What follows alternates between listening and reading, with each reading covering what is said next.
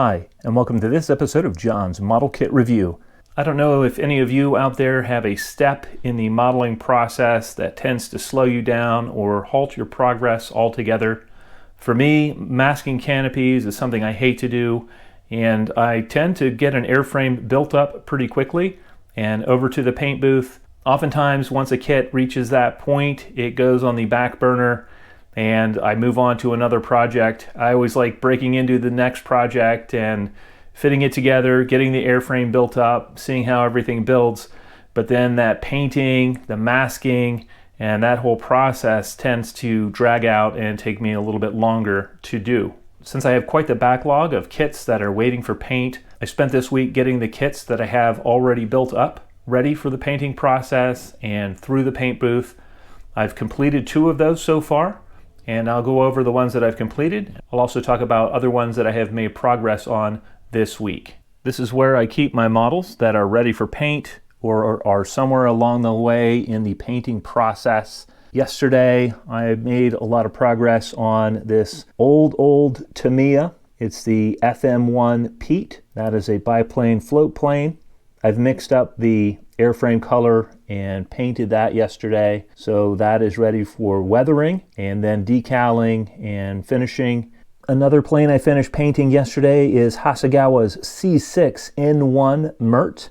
This is a high-speed reconnaissance plane used by the Japanese Navy during World War II, and this kit's been in process for me just about forever, and it seems like it has fought me every step of the way, but I am determined to finish it, and I think it should finish out pretty well.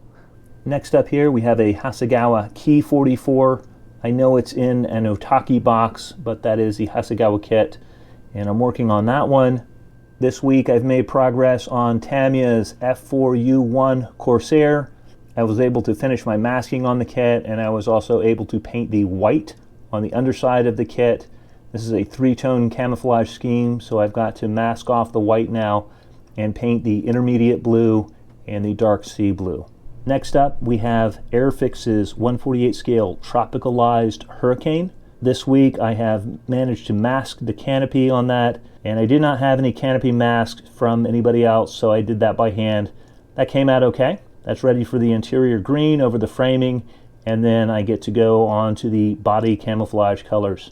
I've also made progress this week on Hasegawa's Typhoon Mark 1B. I purchased the Edward canopy masks for that kit, and I have installed them on the kit. I've also painted the wheel wells. I need to do a little bit more masking here to get it ready for the next paint colors.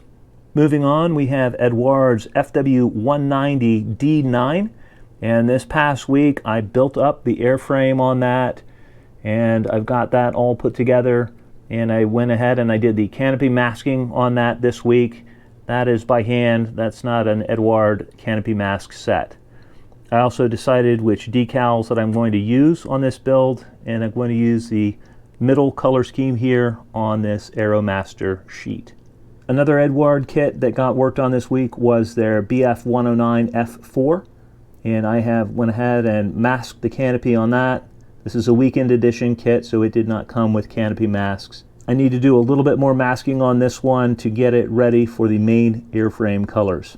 The final kit I worked on this week was the Revell BF109 F2 and 4. I need to do just a little bit more masking on this kit, and it will be ready for the final topside color, and I'm doing this one in the desert camouflage scheme. Once it's painted, it will be time for weathering this kit.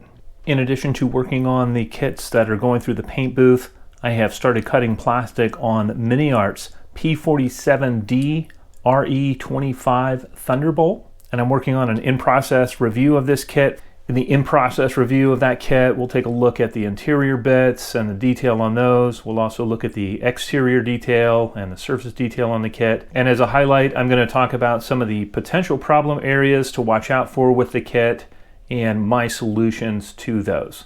So stay tuned for that. That's coming up soon. As you can see, it's been a very busy week here at John's Model Kit Review. I'll continue to keep you guys updated as I complete projects or as I start new ones, or if I do a video on a modeling technique. I'd love to know what you guys think. If there's a step in the process that slows you down, please feel free to comment in the comment section below. As always, I hope you found this video entertaining and informative, And until next time, model on.